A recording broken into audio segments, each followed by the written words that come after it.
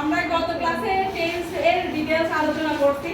আজকে হচ্ছে present perfect tense নিয়ে একটু আলোচনা করব। প্রেজেন্ট পারফেক্ট টেন্স হচ্ছে কোনো কাজ অতীতে শুরু হয়েছে, যার রেশ এখনো আছে সেটা হচ্ছে প্রেজেন্ট পারফেক্ট, বা অতীতে শুরু হয়েছে এখন এসে শেষ হয়ে গেছে, বা অতীতে শুরু হয়েছে সেই কাজ এখনো চলমান আছে, সেটাই হচ্ছে present perfect tense. Present perfect টেন্সের গঠন হচ্ছে subject plus have has plus ভার্বের পাস্ট পার্টিসিপল।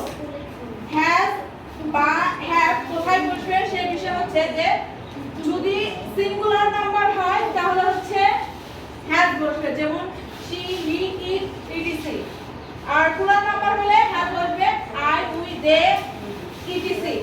যেরকম আমরা বলতে পারি I have finished my homework, she has written a letter। আর একটু সহজ করে বলতে পারি যে প্রেজেন্ট পারফেক্ট টেন্স চেনার জন্য কিছু শব্দ আছে। যদি কোনো সেন্টেন্সের মাঝে already, just, yet, ever, never, recently, so far, till now, since, for, যদি এই শব্দগুলো থাকে তাহলে প্রেজেন্ট পারফেক্ট টেন্স চেনা যায়।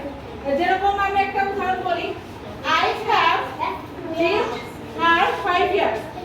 এর মানে হচ্ছে আমি এখানে 5 বছর ধরে বাস করি। এরকম আরো অনেক শব্দ আছে, তোমরা হচ্ছে আরেকটু যদি বই পড়ো এর বিষয়ে জানতে পারবা।